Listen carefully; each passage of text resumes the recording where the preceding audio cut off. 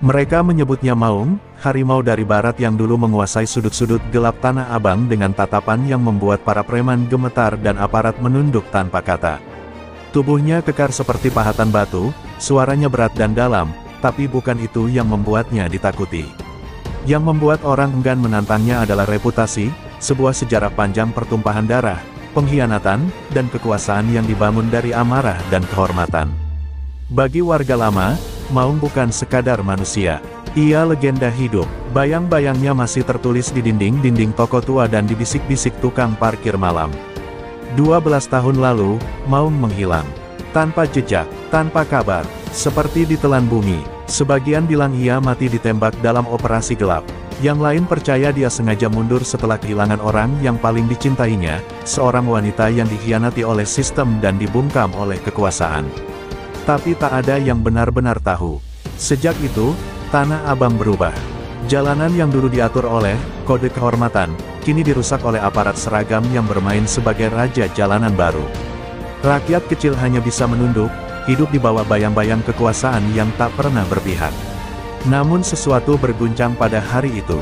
Sebuah motor besar berwarna hitam mengaum keras di tengah padatnya lalu lintas. Wajah-wajah tua di pasar terdiam. Pedagang veteran yang dulu berdiri bersama Maung langsung mengenali suara itu, raungan yang pernah menyelamatkan mereka dari penggusuran sepihak, dari tangan-tangan kekuasaan yang rakus. Seseorang turun dari motor itu. Jaket kulit yang sudah usang, lengan penuh luka lama yang mengeras, dan mata tajam yang tak berubah, Maung kembali. Kedatangannya tidak membawa senjata, tidak pula pasukan. Tapi suasana pasar mendadak sunyi. Preman-preman baru yang biasanya mengangkat suara kini hanya melirik dari kejauhan, pura-pura sibuk dengan rokok di tangan. Bahkan suara aparat yang biasa menggema lewat toa mendadak lenyap. Maung hanya berjalan perlahan, melewati gang-gang sempit, menyapa satu persatu pedagang lama, seperti seorang raja yang kembali ke tahtanya, bukan dengan kekerasan, tapi dengan aura yang tak bisa dijelaskan oleh logika. Seorang pemuda mendekat, bertanya pelan, "Bang, bener ini Maung Hercules?" Ia berhenti, menatap lurus ke arah anak itu. "Maung gak pernah mati, Dek. Maung cuma tidur sebentar." Dan di detik itu, Tanah Abang tahu, sesuatu akan terjadi. Sesuatu besar, karena jika Maung sudah bangkit, berarti ada yang harus ditumbangkan. Hari itu, udara di Blok A terasa lebih pengap dari biasanya. Panas matahari memantul dari atap seng dan aspal yang mengelupas, sementara para pedagang tampak gelisah, bukan karena dagangan sepi, tapi karena sejak pagi, mobil berpelat dinas dan sepeda motor bertanda instansi sudah parkir berderet di depan pasar. Seragam coklat dan hitam mondar-mandir membawa catatan dan alat ukur. Mereka tak datang untuk membeli, tapi untuk menertibkan, katanya. Namun semua tahu, yang mereka cari bukan ketertiban, melainkan uang pelisin dari para pedagang kecil yang tak berdaya menolak. Maung berdiri di lantai 2 sebuah ruko tua, mengamati semua itu dengan mata yang tak berkedip. Tubuhnya tegak, tangan mengepal, dan rahangnya mengeras. Ia menyaksikan seorang ibu tua digeret dari lapak kecilnya, dagangannya ditendang, karung-karung berasnya dibongkar. Petugas tertawa sambil mencatat seolah yang mereka lakukan adalah prosedur resmi. Tapi Maung tahu betul, ini bukan penertiban. Ini pemerasan berkedok aturan. Dan yang lebih membuat darahnya mendidih, pemimpin dari semua ini ternyata seorang pria berseragam lengkap, berdiri di balik mobil dinas sambil memberi isyarat dari kejauhan. Dingin, tanpa rasa. "Apa kau tahu siapa itu?" tanya Oji, tangan kanan Maung yang dulu selalu bersamanya saat konflik. Ia menunjuk pria berseragam dengan kacamata hitam itu. Maung tak menjawab, ia hanya menatap lurus. Dalam diamnya, tersimpan amarah yang siap meledak. Dulu, waktu Maung masih berjaya, orang berseragam itu datang minta tolong. Sekarang dia datang menindas. Dunia memang lucu. Suaranya berat, nyaris seperti gumaman, tapi cukup untuk membuat Oji merinding. Ketika seorang pemuda dikeroyok karena menolak menyerahkan uang retribusi palsu, Maung bergerak.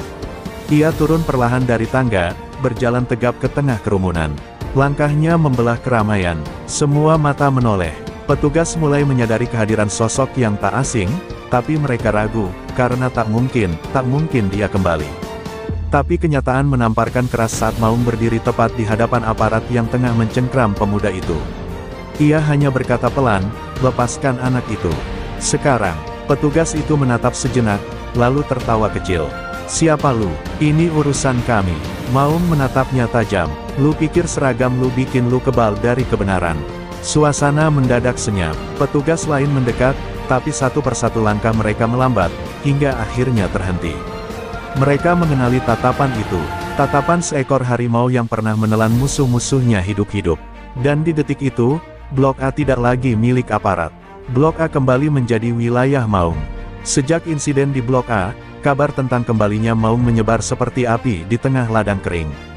Tak butuh waktu lama, dari pasar hingga markas preman, dari warung kopi hingga pos ronda, semua membicarakan satu hal, harimau lama sudah bangun.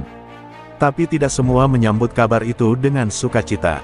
Bagi kelompok baru yang kini menguasai jalur distribusi gelap dan lapak-lapak basah, terutama yang dipayungi oleh oknum berseragam, kembalinya Maung adalah ancaman nyata, duri dalam daging yang selama ini mereka pikir sudah hilang untuk selamanya.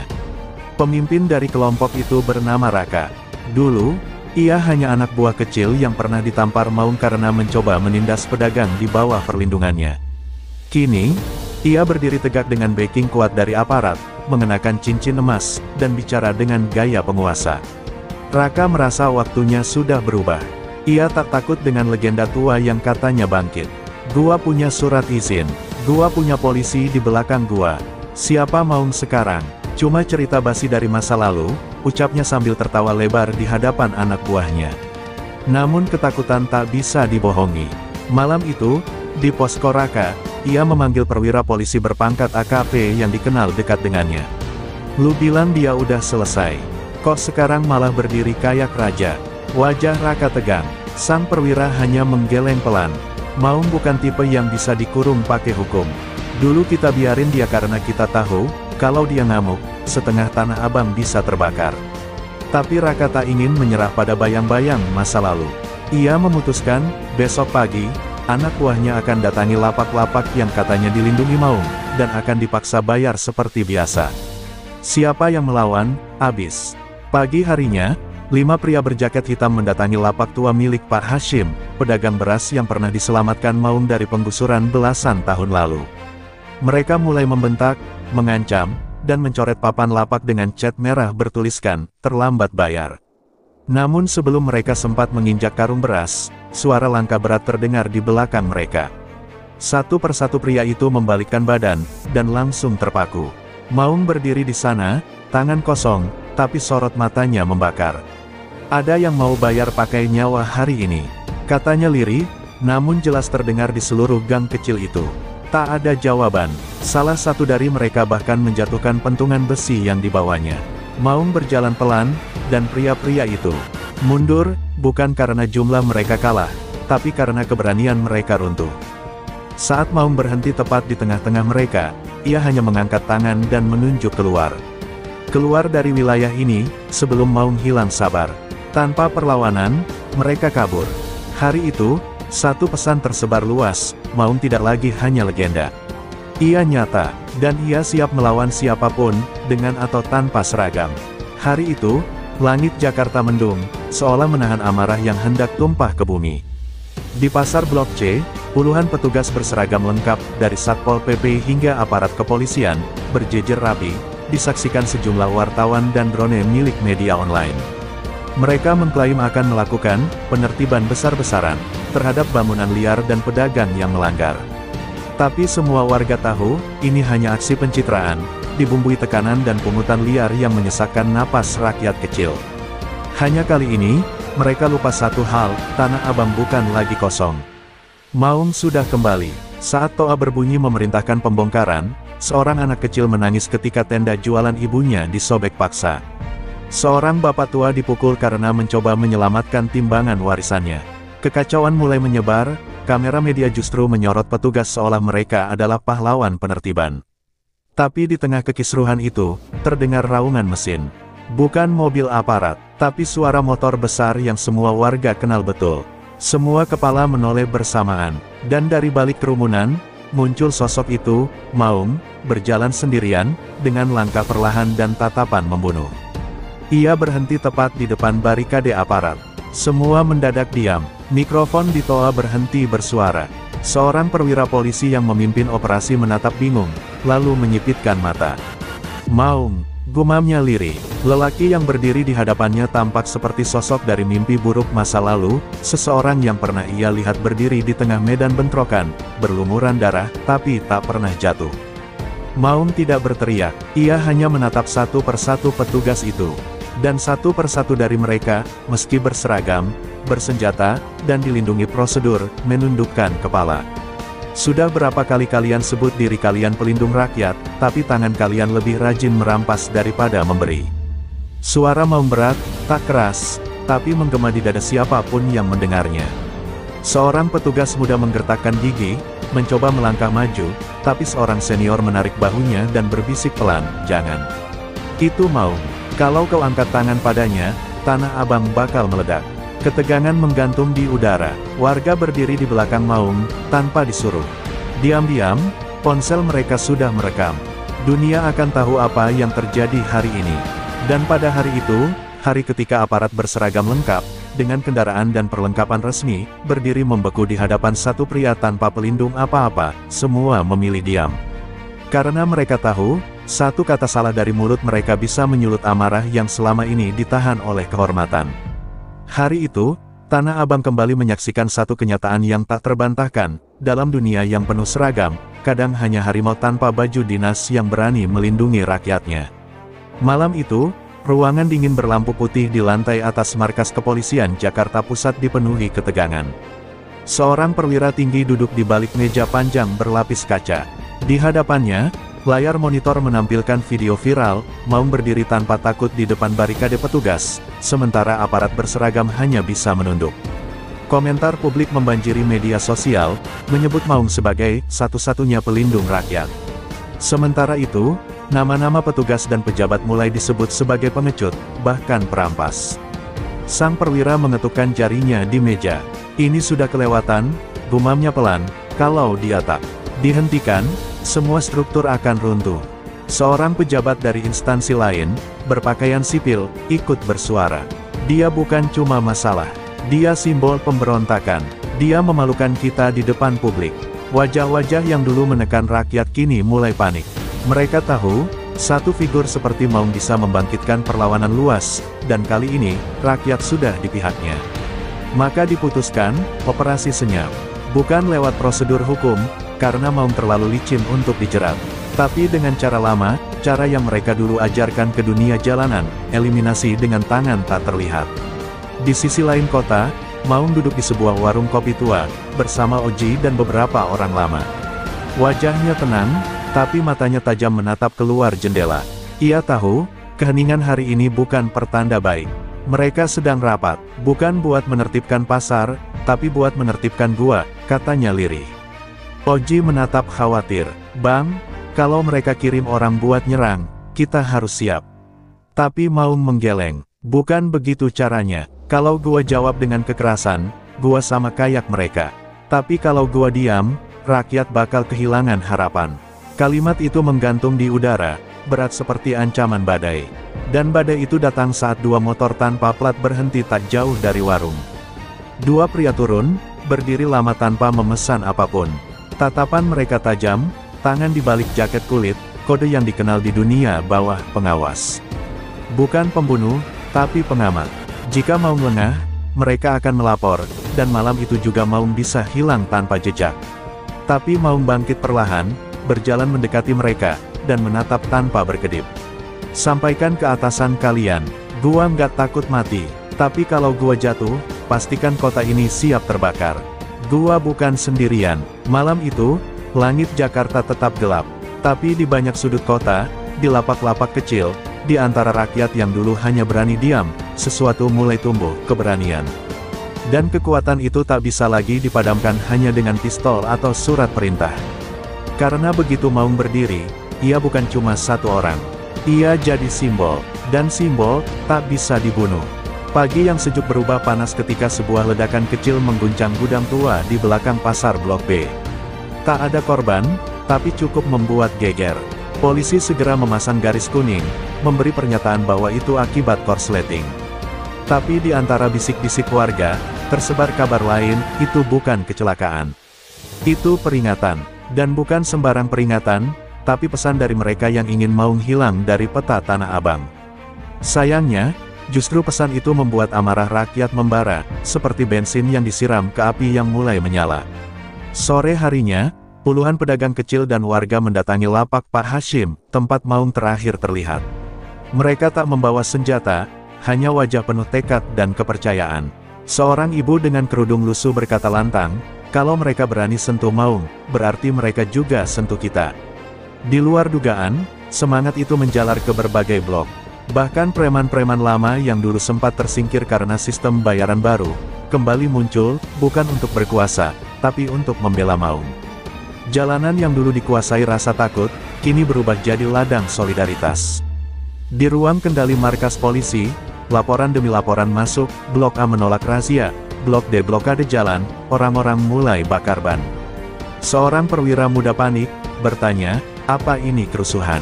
Tapi sang komandan hanya menatap layar sambil mendesah berat, "Bukan.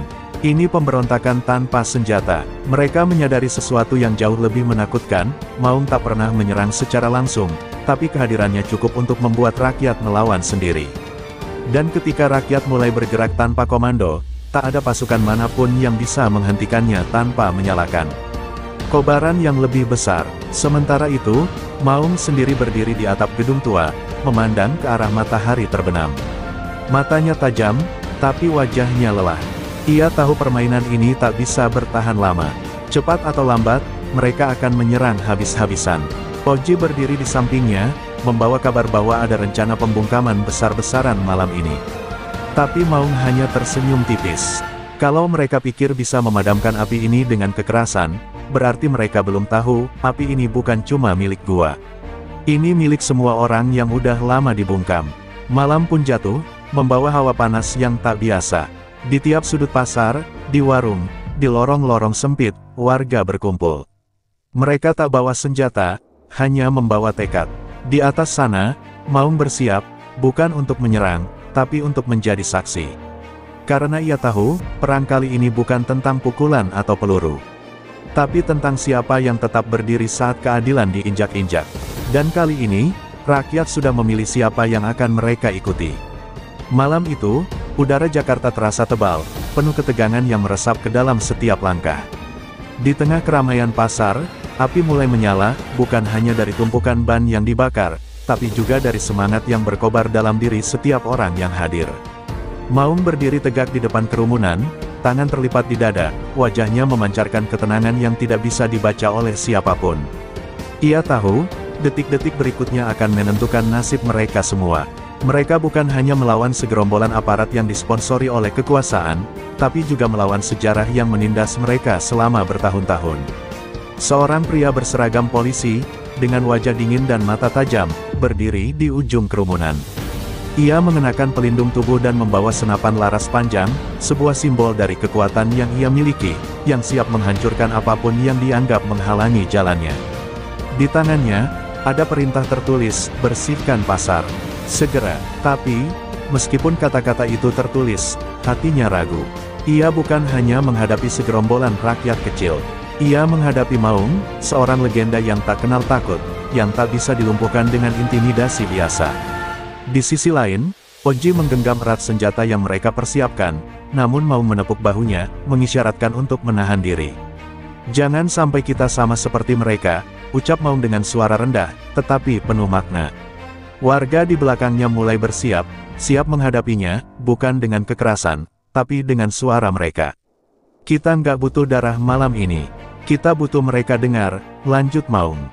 Tapi entah kenapa, perasaan Maung semakin tajam, sebuah firasat buruk.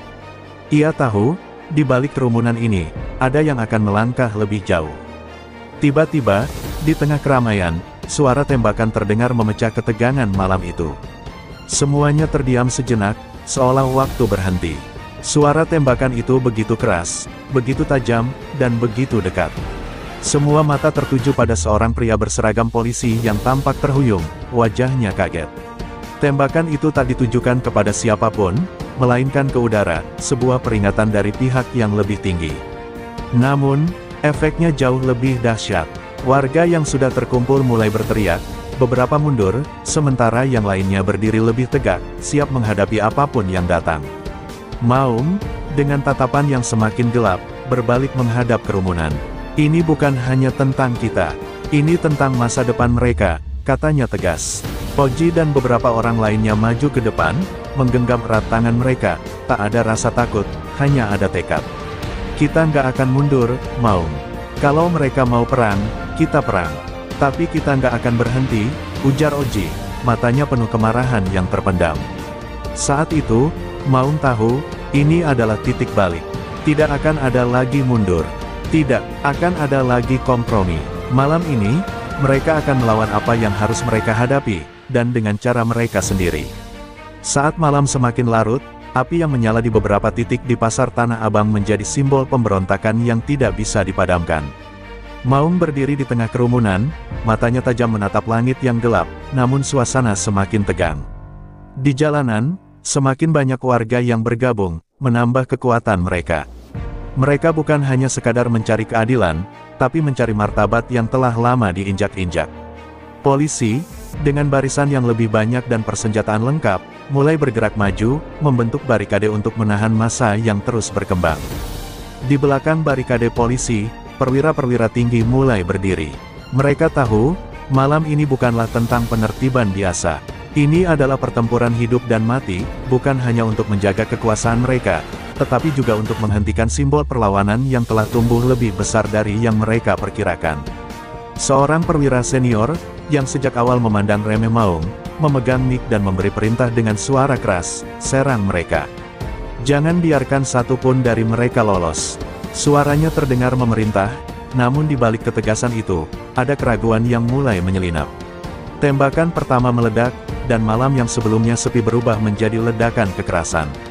Suara peluru melesat, mengiris udara, sementara warga yang tak bersenjata hanya berteriak, berlari, dan melindungi diri.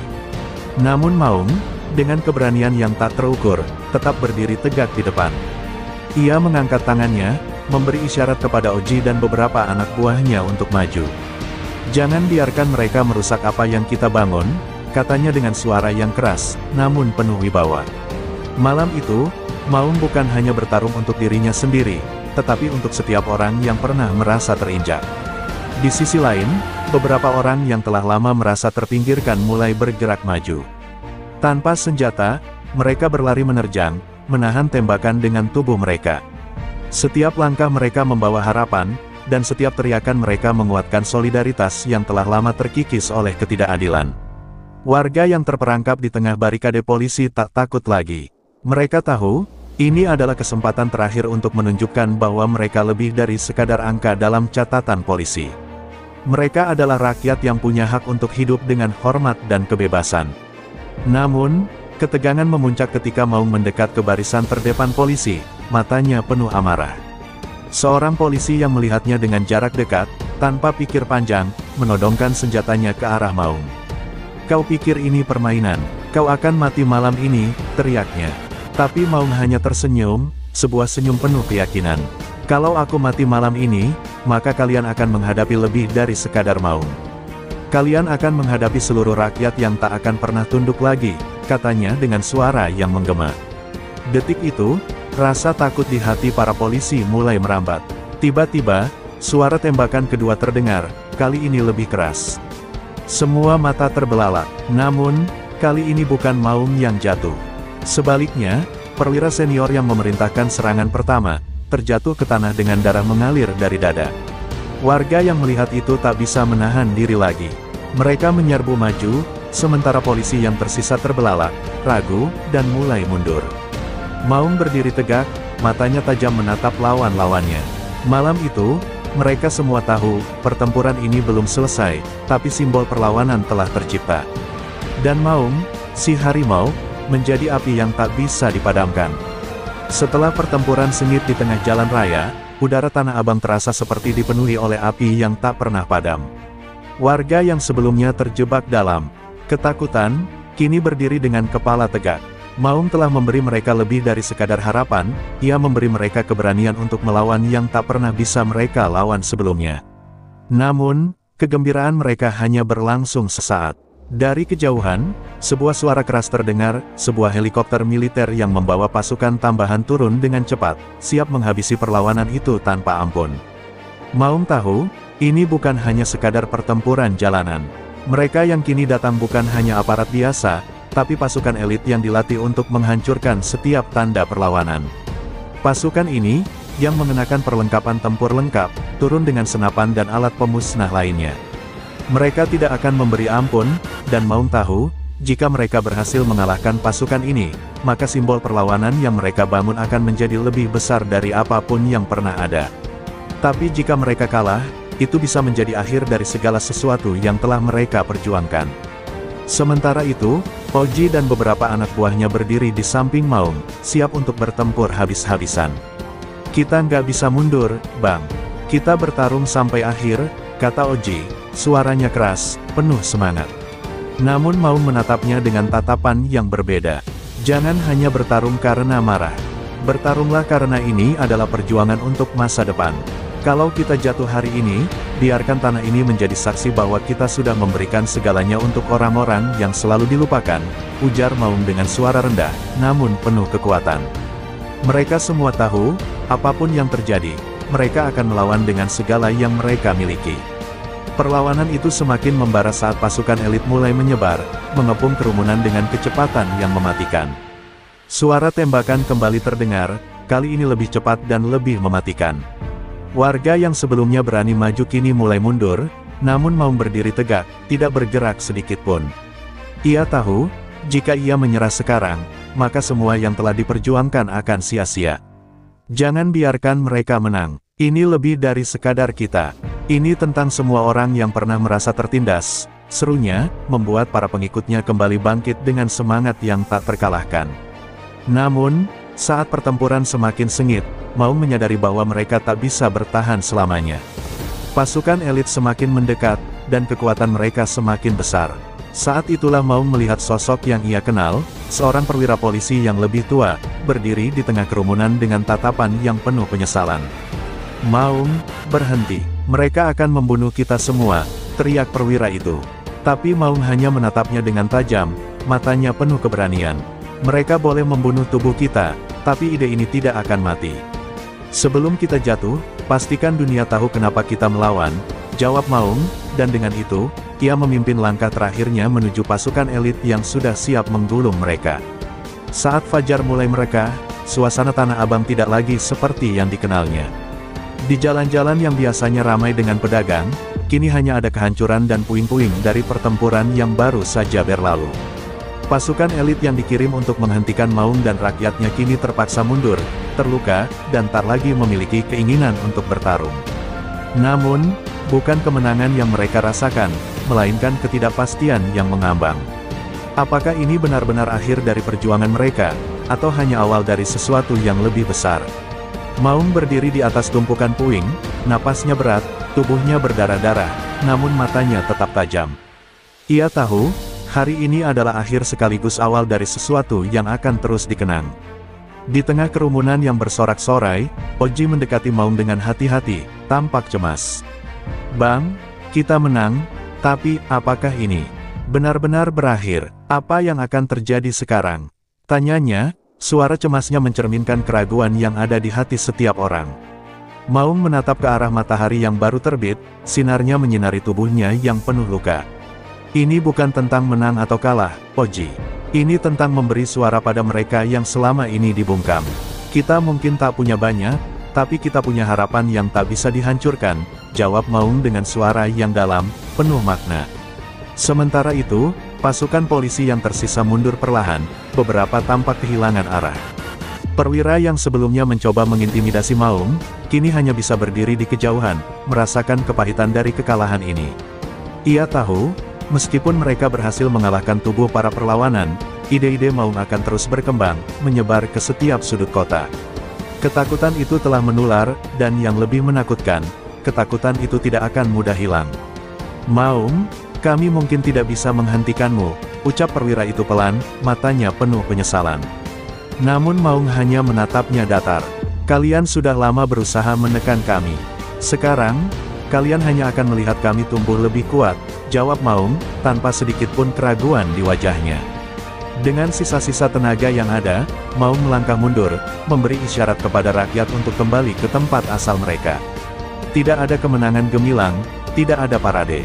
Yang ada hanya keteguhan hati yang lebih besar dari apapun. Namun, saat ia melangkah, ia merasakan sepasang mata mengikuti geraknya. Mata itu milik seorang anak muda yang berdiri di depan rumahnya, menyaksikan perjuangan yang telah membuat Tanah Abang tak lagi seperti dahulu. Tanpa kata, anak muda itu menganggukkan kepalanya, seolah mengatakan, "Aku akan melanjutkan perjuangan ini." Maung tahu, itulah kemenangan sejati, ketika apa yang ia perjuangkan akan terus hidup, bahkan tanpa dirinya di depan. Malam itu, meski hanya sedikit yang tersisa di jalan, perasaan kemenangan terasa lebih kuat dari apapun. Maung, dengan luka-luka di tubuhnya, tahu bahwa perjuangannya belum berakhir. Ini adalah titik akhir dari satu pertempuran, tapi juga titik awal dari perlawanan yang akan terus berkobar. Di luar sana, di setiap sudut kota, suara-suara yang selama ini dibungkam mulai bersatu, dan meskipun Maung tak lagi menjadi figur utama, api perlawanan yang telah ia nyalakan akan terus hidup, menyalakan harapan bagi mereka yang tertindas.